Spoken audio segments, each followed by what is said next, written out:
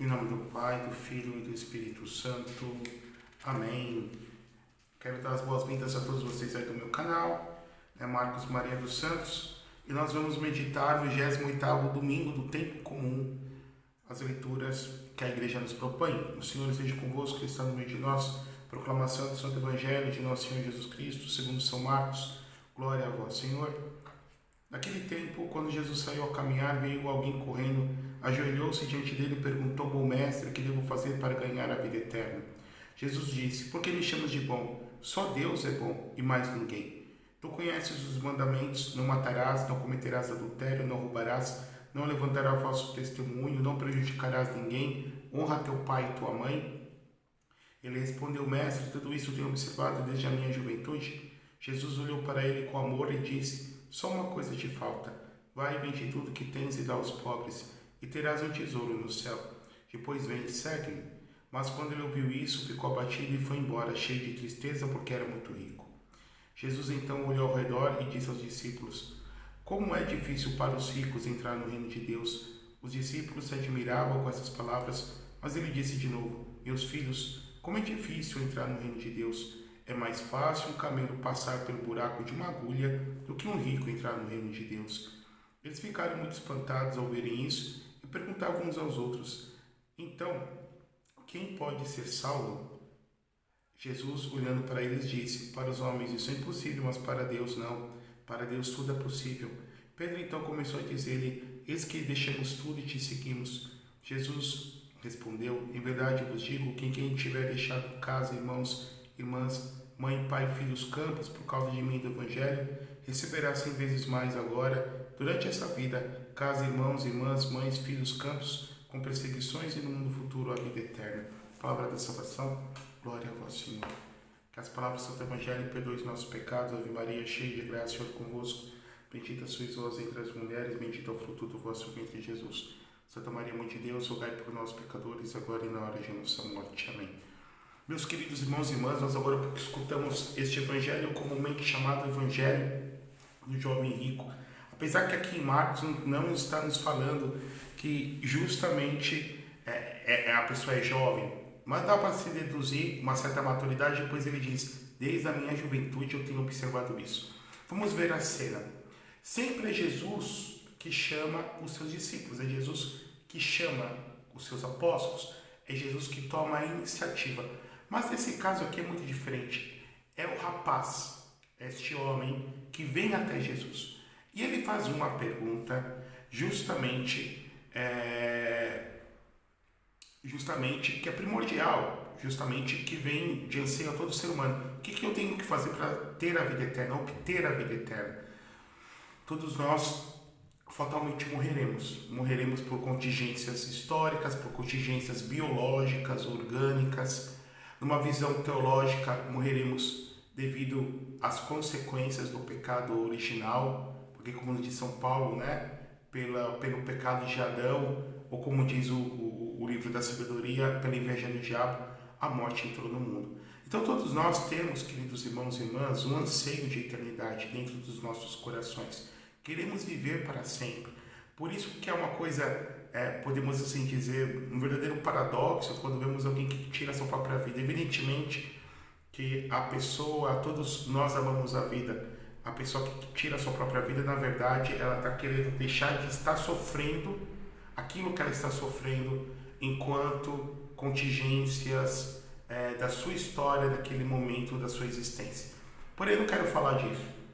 A questão é: todos nós temos ânsias de ter a vida eterna. A Bíblia, ela faz uma distinção justamente entre aquilo que é o bios, a vida orgânica, e que nós vemos passar. Por mais que nós cuidemos, por mais que nós cuidemos do nosso corpo, e devemos cuidar, evidentemente, porque é templo do Espírito Santo, sem cair na idolatria, A Bíblia faz uma distinção daquilo que é o bios, o biológico, daquilo que é o zoe, aquilo que é a inspiração da eternidade. E essa pergunta Jesus responde de uma forma muito bem clara. Você conhece os mandamentos? E aqui é necessário, queridos irmãos, nós perguntarmos se nós conhecemos os mandamentos da lei de Deus. Mandamentum, do latim manus dá, da mão que Deus nos dá. Então Ele que é o nosso Criador, mesmo e nós somos as suas criaturas, Ele deu para cada um de nós leis da qual nós devemos nos esforçar para guardar. Então, primeiramente, é necessário que os sacerdotes preguem os mandamentos da lei de Deus. É necessário que os fiéis guardem no seu coração de cor, para que possamos nos esforçar como meta para guardá-los. Evidentemente que muitos de nós não vivemos, nós pecamos, nós deslizamos, nós pecamos seja por malícia, seja por nossas fraquezas. Porém, o nosso pecado não deve ser a regra de vida. Nós devemos almejar a guardar os mandamentos da lei do Senhor. Esses mandamentos que foram dados a Moisés há mais de 3.000 anos atrás e que nós podemos, por exemplo, lê-los, ou melhor, lá em Êxodo, no capítulo 20, seja em Deuteronômio, no capítulo 15, e no Catecismo da Igreja Católica nós temos uma forma sintética e catequética, a partir de Santo Agostinho, que são 3 referentes a Deus, ao nosso Criador, 7 referentes ao nosso próximo. Então vamos repassar: amar a Deus sobre todas as coisas, não colocar o nome de Deus em vão, guardar domingos e festas. Quantas pessoas faltam à missa de domingo e acham que é matéria leve? Não, é matéria grave, é pecado mortal, porque devemos dar culto a Deus da forma que Deus quer ser cultuado. Depois nós temos 7 mandamentos referentes ao próximo: honrar pai e mãe, não matar, não pecar contra a castidade. Então o sexo apenas dentro do casamento, antes do casamento, é pecado de fornicação. Fora do casamento é pecado de adultério. E o adultério, como diz as Sagradas Escrituras, aqueles que são adúlteros inveterados, sem arrependimento, se condenarão ao inferno. Não é o Padre Marcos que está falando, é a própria palavra de Deus. Prostituição, sexo em troca de dinheiro, a masturbação, sexo consigo mesmo, a homossexualidade, o sexo com pessoas do mesmo sexo.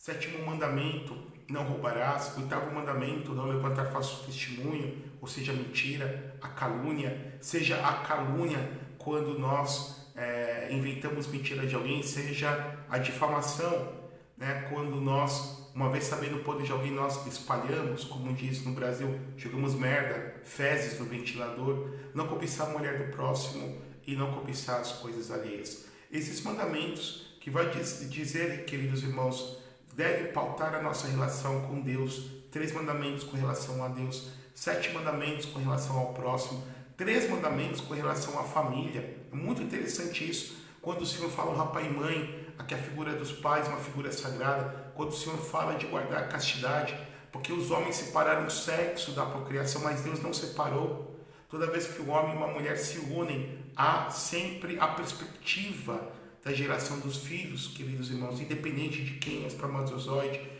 se é de homem solteiro ou casado, independente de quem é o óvulo, se é de mulher solteira ou casada, para guardar a família. Alguém que leva uma vida promíscua, um homem que sempre faz sexo com várias mulheres, a mulher com vários homens, depois, por mais que ame alguém, para ser fiel a essa pessoa vai ter muitas dificuldades, porque a sua carne já está viciada. Então, tudo isso é para nós guardarmos.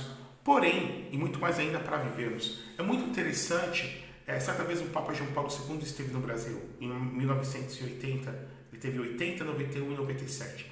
E numa dessas visitas ele pegou, um homem muito inteligente que era, muito arguto, pegou o espírito do nosso povo brasileiro. Ele dizia assim: o brasileiro tem sentimentos católicos. Então a gente vê as pessoas tendo sentimentos, faz quermesse, comemora o Corpus Christi, faz procissão na Semana Santa, mas não tem a fé católica. Quantos católicos acreditam em reencarnação? Quantos católicos vão em centro espírita? Quantos católicos que se dizem católicos, por exemplo, vão no terreiro na sexta-feira, vão no centro espírita kardecista no sábado, vão na missa no domingo, quanto muito depois da noite ainda vão no culto evangélico, e para ele está tudo bem. Ele vai pegando elementos de várias fés, faz uma mistura danada e acho que está tudo legal, porque eu faço a minha fé. Isso é pura soberba, meus irmãos. Quantos católicos levam uma vida do jeito que querem, levam uma vida sexual desregulada, vão na missa e comungam.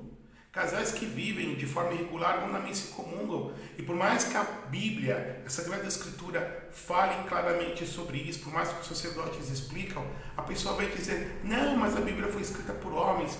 Não, mas eu não estou nem com o que o padre fala. Isso é pura soberba, é puro orgulho. Ou seja, as pessoas têm sentimentos, mas não têm a fé católica. A gente pode perceber isso quando nós vamos, por exemplo, no Santuário Aparecida do Norte. Dificilmente as pessoas associam a figura da bem-aventurada sempre Virgem Maria, a mãe de Jesus Cristo, nosso Deus, com a figura, por exemplo, de Nossa Senhora Aparecida, né? Muitas das pessoas imaginam que Nossa Senhora Aparecida é uma, a de Fátima é outra, a de Lourdes é outra, e por mais que expliquemos, não entra na cabeça da pessoa. Quantas pessoas se dizem católicas e não têm um mínimo de amor à Eucaristia? Pegam Jesus de qualquer forma, vão na igreja, não se ajoelham diante do Santíssimo Sacramento, não se ajoelham diante do tabernáculo onde Jesus está, não fazem uma mera genuflexão e se dizem católicas. Aquilo que o Papa dizia, tem sentimentos, não tem a fé, não tem a raiz católica, porque ainda não entrou, está na superfície. A pessoa orgulhosa, a pessoa quer criar sua própria fé. A pessoa confunde crime com pecado. Claro, a maioria dos crimes, conceitos de crime, sim, são pecados, mas nem todo pecado é crime. Então, na cabeça da pessoa, ela pensa assim que não tem pecado. E a Bíblia fala lá, na Epístola de São João, aquele que diz que não tem pecado faz de Deus um mentiroso. Porque ela confunde pecado com matar, roubar, estuprar. Padre, eu não tenho pecado porque eu não roubo, não mato, estupro. Não, isso aí não é meramente só pecado, é crime. Porém, nem todo crime, nem todo pecado é crime, queridos irmãos. Então, eu tenho que ler a minha vida à luz desses mandamentos. E não só esses mandamentos foram revelados por Deus, ou seja, Deus revelou o que Ele deseja, que assim os homens vivam. E se nós assim vivêssemos, não teríamos só a vida eterna, mas já seríamos felizes aqui. Porque esses mandamentos foram escritos no coração do homem, é chamado de lei natural. Ou seja, se pegarmos qualquer povo, por mais primitivo que seja o aborígene lá da Austrália, seja nossos índios da África, seja os pigmeus na África, qualquer tribo, por mais num grau evolutivo de civilizatório que nós possamos encontrar, matar sempre errado, trair sempre errado, roubar sempre errado. Mandamentos que já estão escritos no coração do homem. Mas Jesus, Ele chamou esse homem a dar um passo a mais, a segui-lo. Então, ele veio procurar Jesus. E agora Jesus faz uma proposta. Então tá, beleza, você quer a vida eterna? Segue os mandamentos. Agora eu te faço uma proposta além. Vem me segue. Seja meu discípulo. E nós somos também chamados a sermos discípulos do Senhor. A nós entrarmos nos seus caminhos. Discípulo do latim, polo significa galinha. É mais ou menos a relação do pintinho que tem com a galinha de seguimento. A galinha vai na frente, os pintainhos vai atrás. A relação do discípulo que é diferente da relação do professor. O professor que tem a relação mais de conteúdo, de passar um conteúdo programático, cumpre uma carga horária numa escola ou numa universidade. Agora, o discípulo com o mestre é diferente. É um estilo de vida, é um modo de vida, é um modo de ser. E Jesus diz para ele, vai vender tudo, dá aos pobres, depois vem e me segue. E aí nosso Senhor viu no coração daquele homem uma idolatria. Não foi para todos que Jesus pediu isso. Não foi para todos. Jesus não pediu isso para José de Arimateia. Jesus não pediu isso para Nicodemos, que era rico. Jesus não pediu isso, essa exigência para Zaqueu. Depois, claro que Zaqueu ressarciu as pessoas que lhe roubou. Jesus talvez não pediu isso para Mateus, que foi cobrador de imposto, era muito rico. Provavelmente deu o seu dinheiro aos pobres, mas pediu para aquele homem, pediu para aquele jovem, pediu porque Jesus viu idolatria naquele coração. Porque aqui é uma coisa interessante, evidentemente que temos que ter dinheiro. O dinheiro é um ótimo senhor, é um ótimo escravo, mas é um péssimo senhor. Mas as riquezas, a nossa confiança não pode estar nelas. Quantas pessoas são milionárias, são ricas e de repente, por vicissitudes e reveses da vida, perdem tudo. Estão na mais completa miséria. A gente pega, por exemplo, quase 100 anos atrás, 1929, na quebra da Bolsa de Valores, o que aconteceu? Pessoas que até mesmo pensaram em se matar. Então, e depois que perderam tudo da noite para o dia. Então a gente vai percebendo isso. Nosso Senhor, Ele vem convidar a gente a tirar aquilo que venha a ser o esteio do nosso coração para poder segui-lo. E São Pedro vem dizer, Senhor, nós deixamos tudo para te seguir. E Jesus fala, aquele que deixa tudo vai encontrar em mim casa, mães, irmãos, vai encontrar uma nova família, porque vai encontrar a família dos discípulos de Jesus. Que o Deus eterno e todo-poderoso vos abençoe e vos guarde, em nome do Pai, do Filho e do Espírito Santo. Amém.